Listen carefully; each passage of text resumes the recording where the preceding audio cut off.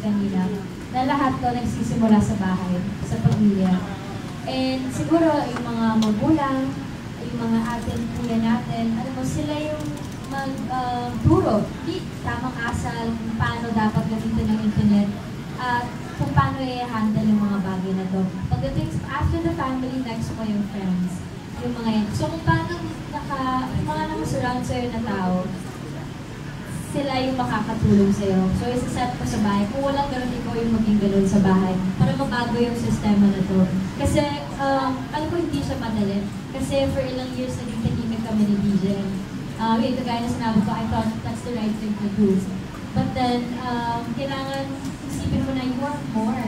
Na hindi pwede na kayaan natin po lahat and you have to do something. Kaya,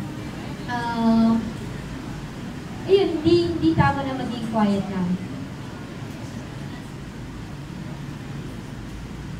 And yes, meron din kasing study na pinakita sa amin si Tita Chi na mostly yung percentage ng mga nabubuli, hindi nila to sinashare sa mga magulang nila. So lahat yung sinasarili nila, which is bad. Kailangan natin yan pag-usapan, kailangan yan, kasi hindi mo alam kung saan papunta yan eh.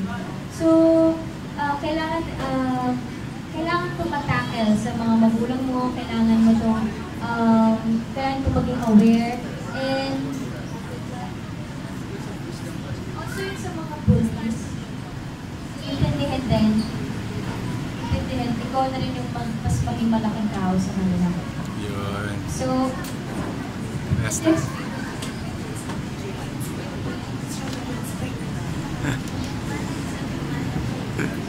Ito hindi na ako magsasabi, pero example lang ng mga nambuli sa internet Intindihin mo natin sila. Kaya ng ginawa namin.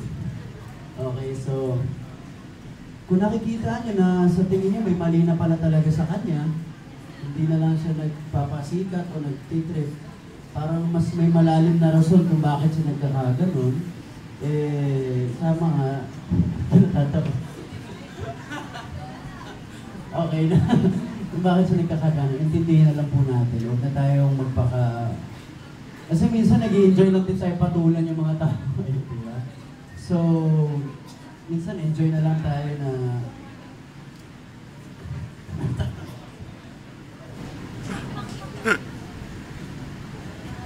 Intindihin natin. Intindihin natin. Kasi hindi natin alam kung ano nga ba talaga ang totoong problema.